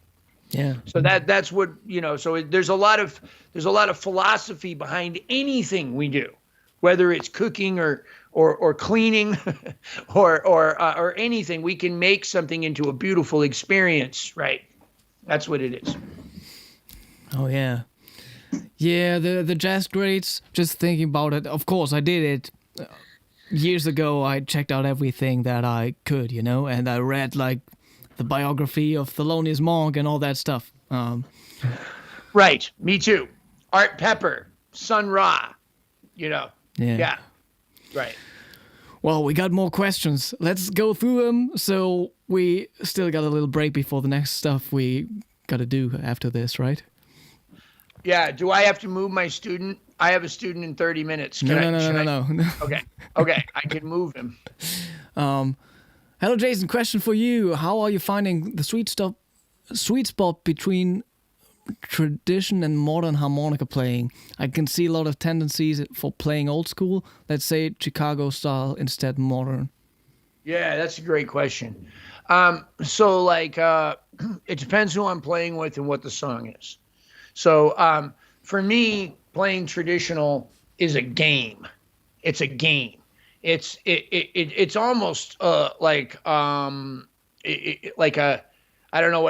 exercise, right? Like when I'm on stage and I'm playing with somebody, and I want to play Little Walter, it's not a joke, but it's like okay, I'm gonna do this for this song for fun. Okay. Right. But that, to me, that's not me playing me. And honestly, what is traditional? Because in 1950, Little Walter was playing modern. So that's not traditional. That's Little Walter playing modern before Sonny Boy and John Lee Williamson. Right. Okay. So what am I doing? Am I embodying the spirit of Little Walter, which is improvisation based on melody, rhythm, and harmony, okay, and being true to myself, sincerity, adding something, being in the moment, or am I recreating something that already happened before as accurately as I can. That the latter is, again, it's not a joke, but it's a game. Can I do it? It's an intellectual exercise. Now, that intellectual exercise may engage my heart, and I may start to have fun, and I may even feel some emotions, hopefully, during that. But is it really true to who I'm being? No. No, it isn't, right? I need to play in the moment. There's not one person on this planet that can't be identified by the FBI or KGB or whatever by just the cadences that they leave in their voice. Every single human on this planet has their own way of speaking, has their own facial recognition that can be achieved, right? So why should music be any different? We need to embrace who we are. And we do that, of course, by studying the masters and by learning what came before us. But at some point, we need to involve ourselves in the music so that we learn to be confident enough with our own voice. And it takes bravery, because when you play something, it doesn't matter how good it is. If you've never heard anybody do anything like that before, you may say to yourself, is this any good? And the answer has to be, well, yes, it is, because it's me. So when I listen back to some of my early recordings from 1995, 1997, 1998, it's largely derivative. It's Kim Wilson, it's Pat Ramsey, it's Little Walter, it's this and that, right? But every now and then, there's a little glimpse of who I would become today. Yeah. And those were the points then that I was the most insecure about. I would be listening to them, oh no, what was that, right? And like, I'm not going to name any names, but I've gone to see some of the greatest traditional harmonica players in the world. And my favorite parts of the show are when they start to, you really hear who that person is and their contribution. And almost invariably, that person then switches it off. Goes, oh, no. And they go back to James Cotton, Sonny Boy, Junior Wells, Little Walter. And the best part of the show was that moment where this particular person in third position has their own sound that's never been there before. And you're like, oh my God. And then boom, it's back to George Smith. It's gone. It's gone. And that's rooted in insecurity. It's also rooted in respect for the tradition. But what I would believe is an over amount of respect. It's like Oedipus Rex in the story of Oedipus. At some point, you have to kill your father, right? And engage, I'll use the term, engage your mother, right? But you have to become your own man. And that can only happen through the study of what came before you, right? But then immense practice leading to what others observe as talent. It's not. It's immense amounts of practice, right? And then you become interested in ideas that are happening in the moment that can never be recreated again. Some of my best performances that I've ever seen in my life of me, right? They're the worst things that I can see, Konstantin. The worst thing. If I see me really, really playing well, here's what happens. Now, the reason I'm playing well is because I'm in the moment completely. I'm not thinking about anything else other than, okay, here's this chord and I'm just going to play, right? I don't know what to do, right? I'm just going to play. And it comes out into this beautiful solo, right? Well, then what do I try to do? Well, then I look at it and I go, the next gig, I try to recreate that. Oh, yeah. Right. When I do, it doesn't even matter if I get it perfectly. It doesn't feel or sound the same ever again. Oh, yeah. That's very true. Good answer. There's a second part of it. Players, for example, overblowers. What are your thoughts on it? I'm not sure. That's a very general question. I mean, I can't imagine playing without overblows at this point in my life. That's a good answer. I can't imagine. Oh, yeah. Regarding things that a beginner should learn, Lil Dre says, breathing, more hop in your mouth and single notes. Richard Slay says, train rhythms to learn, breathing and relaxation. Yeah, that's really good. What else? Can a three-hole whole step band sound as good in tongue block and pucker? Yes. Clear answer. I would agree. Tongue blocked. Lip pursed. Again, first tongue block. I'm putting a slap on to make you know that it's tongue blocked. Right? Without the slap, tongue blocked. Lip pursed. Both almost the same, right? Can an overblow sound as good? There's the question. Hadn't heard it yet. Oh, that tongue blocked overblow sounds as good as a lip purse one? Haven't heard it yet. I could very well be wrong, but because it just might be that the tongue block guys are not as interested in the overblow, right? But the bending and the and the speed in and out, I just don't think it can be done. But I invite anybody to prove me wrong, right? Yeah.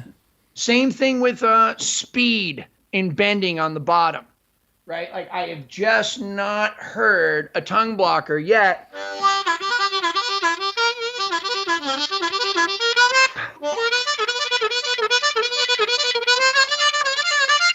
Can it be done? Yeah, I mean, especially with that articulation, it's like... Pfft. Right. And so one of the things the tongue blockers, I love tongue blocking, by the way, and I told you a lot about that earlier. But one of the things the tongue blockers like to say is they say, oh, well, anything you do lip pursing, you can do tongue blocking.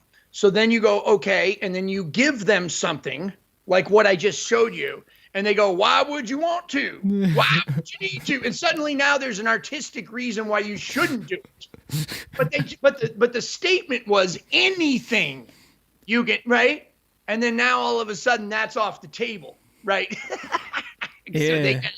Yeah, man. Both embouchures are wonderful and offer different, beautiful, cool things to do. It's about all, not about one or the other. Yeah. That's it, yeah. And what do you want to do? What is it that you want to do? Right? You want to play Chicago blues, or you want? But like even this, right? Like so how many times did Little Walter? Right. So are you telling me he was tongue blocking that? Mate, right? Yeah. Right. That was tongue blocked. Yeah. I'm not sure exactly. I mean, all the hardcore tongue blockers just seem to really conveniently ignore certain things that Little Walter did when they say that he was 100% tongue blocker, right? Well, I mean, the same people said that Kim Wilson was. And then Kim did the interview with David Barrett, and the first question that David Barrett says is, are you 100% tongue blocker? And he goes, well, I didn't even know you could bend tongue blocking until 2 years ago. Yeah. There you have it. Whatever. Does it sound good or not? Yeah. End of story, yeah. Ikas, stupid question. What is tone? What is tone? Yeah. The way what something is tone? The way something sounds. Yeah, that's good. What else? Konstantin, I've heard about Jason's journey into playing professionally. Did you busk on the street and or play clubs as a teen?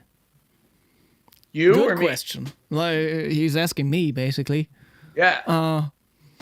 I played on the streets before, like during Christmas time. That was actually pretty good. Yeah, my grandpa had to come around quite a few times to just collect all the money that I made. Good. So yeah, I did do that. How long have you been playing? 15 years. Jeez, amazing.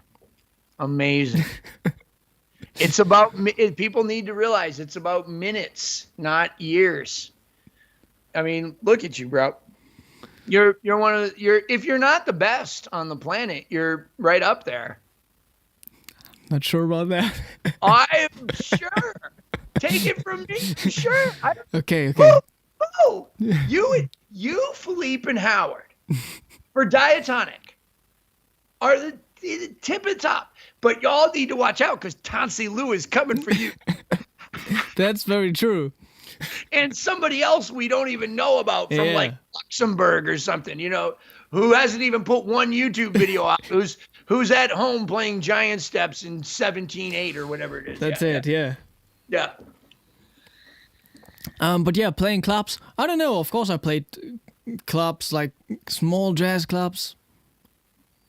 Yeah, I did that stuff. With orchestras, symphony orchestras. That's cool. Yeah, I recorded with the symphony orchestra, or like a chamber orchestra at least, last year, and we're gonna put out that CD this year.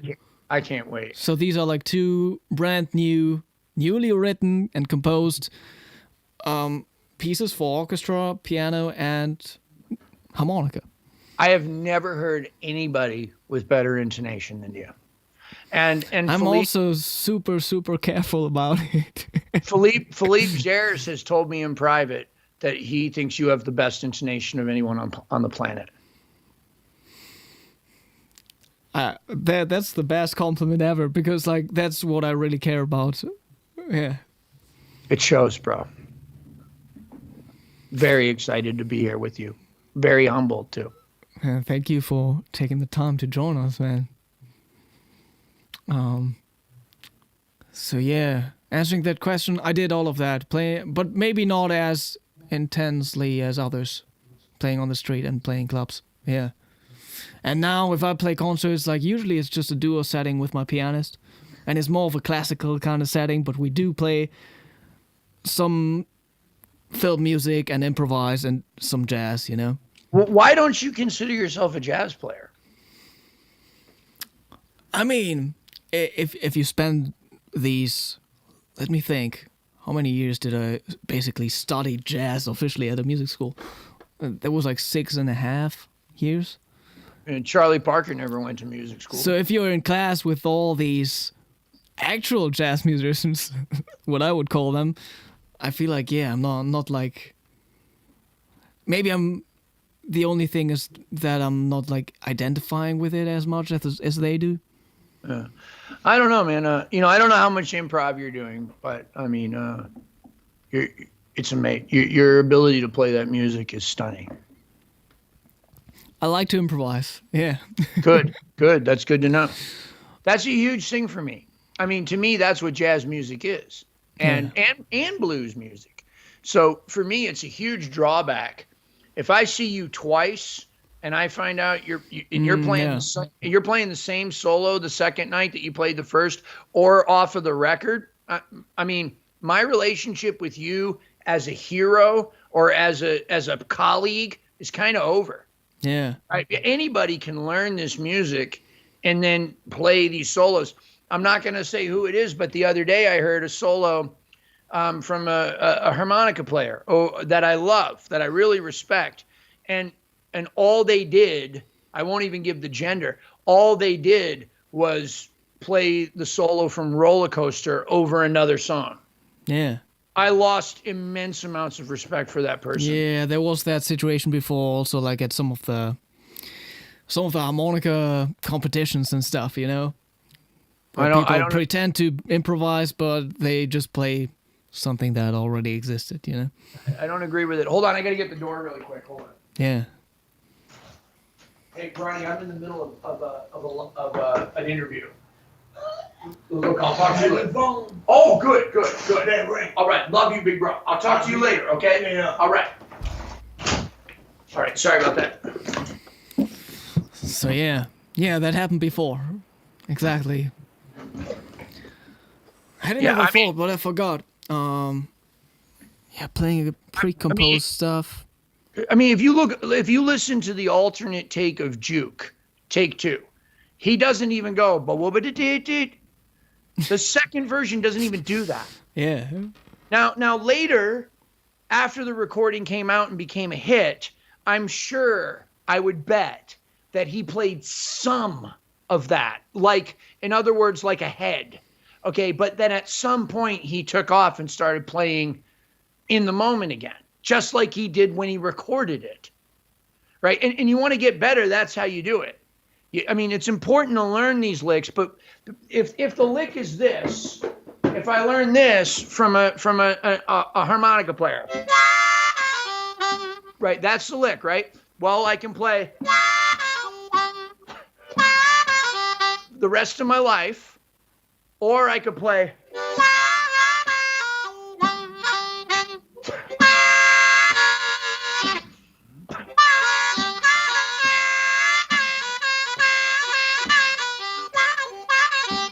right? It's the same lick. I'm just making it part of now, and it'll never be the same ever again. That's internalizing music, making it part of who I am and what I'm saying. I don't know. Yeah, that was awesome. That also included a lot of intent and attitude, what you just did. Because I'm mad, Konstantin. I'm mad. Because I expect better of all of us. I expect better of myself. Tina says, before this is over, I want to say this was the best stream with two of the best guys. I was afraid that might happen. The Derek Frank and Jason, we need to get together for cigars soon. Yeah, I'm in it.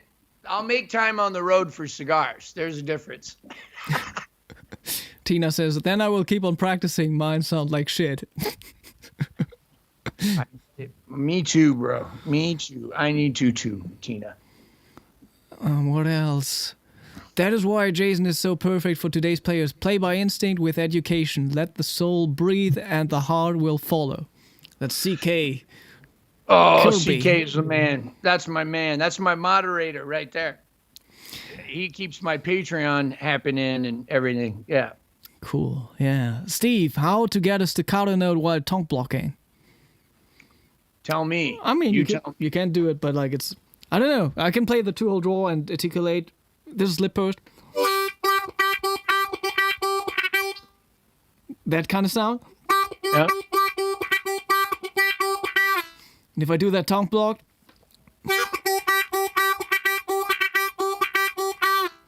but in order to do that, I feel like I have to take the harmonica a little further out of my mouth, and I actually get a worse tone than doing it lip pursed. That was amazing, though. Really good. But I know what you mean about that. Right. Yeah.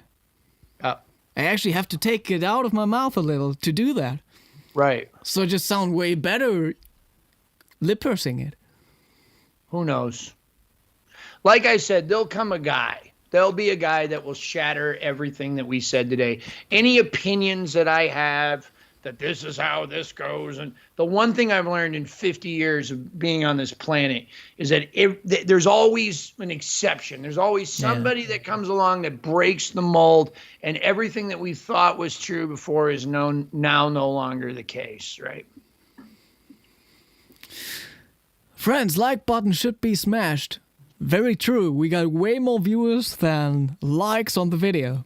So, smash the like button so, yeah, more people will see this, you know? I think we covered some good stuff. What else? Owen, this quote is for both of you. He who feels it knows it. He who knows it shows it. Bob Marley. Yes.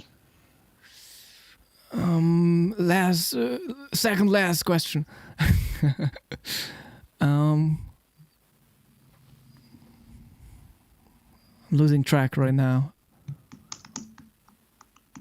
Sometimes it's hard to improvise because you think that you need to play and you struggle being in the moment. What to do in this case? Yeah, I agree. That's beautiful. Just don't play. Hey, that's good too. What Brad Meldau does. Right. Or just think of something like I'm just going to play the third of the chord or the fifth of the chord, right? Like just instead of like instead of thinking about what am I going to play, think about like, okay, I'm going to use this note that I know works. All right. Like, cause here's the thing, right? So like with this idea of feeling it, okay, of playing with emotion. Okay. They asked Richard Pryor, what was the hardest thing about being a stand-up comedian? And he said, sometimes I just don't effing feel it. Okay. So what do we do in those situations? Because we can't be feeling it every night. Sometimes the amp isn't working, or the guitar player is being abrasive in some way or another, or doesn't learn the songs, or the sound system's terrible. There's a lot, or we just had a difficult day that day. Okay, and it becomes hard to be in that easy place where I just play from my heart. But if I just go to myself, okay, well, I know a major third works, even if my tone is bad, even if my amp is broken, even if the guitar player is playing the wrong thing, I know this works. If I rest on that intellectual knowledge, okay, a funny thing happens. After a little while, I do start to feel it, because music is inexplainably magical. And what might start off as an intellectual thought later becomes an emotion. The difference between major and minor always causes an emotional reaction in me. No matter how much I'm anticipating it or planning it to happen, it doesn't matter. It still happens. So what we have when we study music is a resource that we can fall back on. Okay, so that's how we improvise. And the most important thing to do when improvising is listen. It's not about what we're going to play. It's about what everyone is playing around us and being in that moment. Hi, Konstantin, please play a bit for us in the way of jazz harmonica. I don't know. I don't got no time for that. But I'm going to put up a video. Oh, come on. I'm going to put up a video of me doing a jazzy version of Old Lang Syne. Oh, cool. That'd be great. Yeah. And I'm going to play a lot of jazz. Arpeggiate each of the chords. Yeah. D. Church, last question. Regarding playing by ear, can you play a simple melody without practicing, like playing On Top of Old Smoky for the first time? If I would know the melody, I could definitely do that, but I don't know the song. Oh, give him one that you. How about one that you don't know, or that you do know? Like, let me think. But that's why I try to improvise with students very early on, because like, if they are like, oh yeah, I want to play this one song, and then they only learn that one song, they can only do that one song.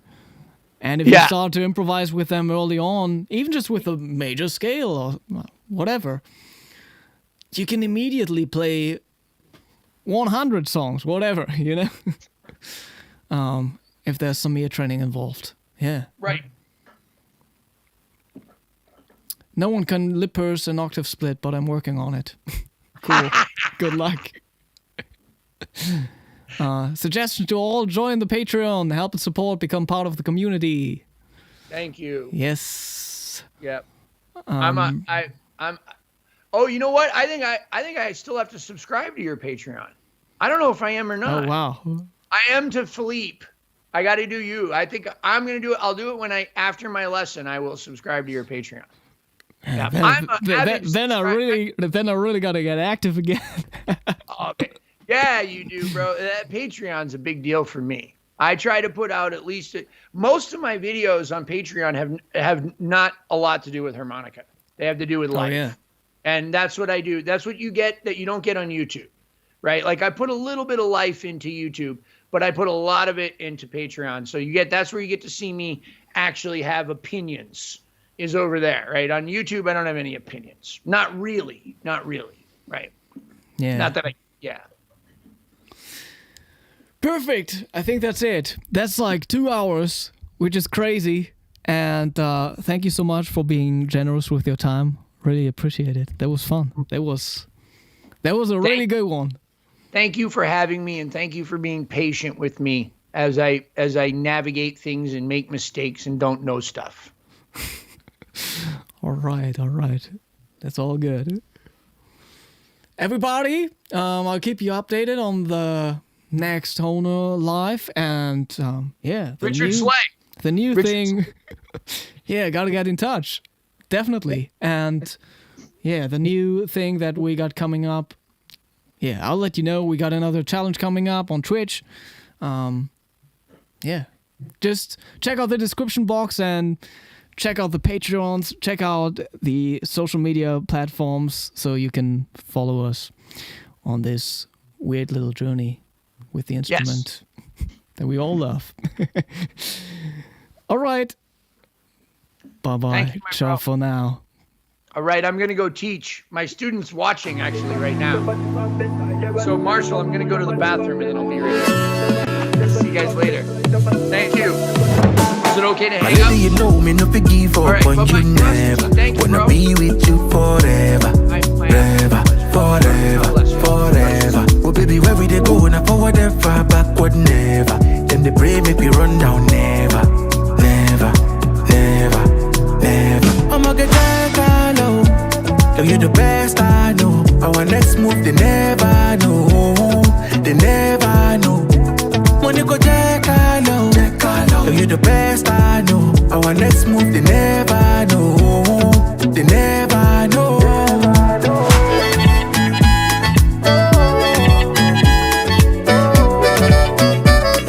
They never know.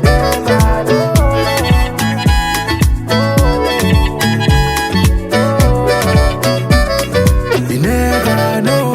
Without you, baby, the journey go too rough. So you know, girl, I be feeling this love. Even when I'm down, you wanna wait in this up. It's not blessing, I'ma not be luck. Baby, nobody fit there.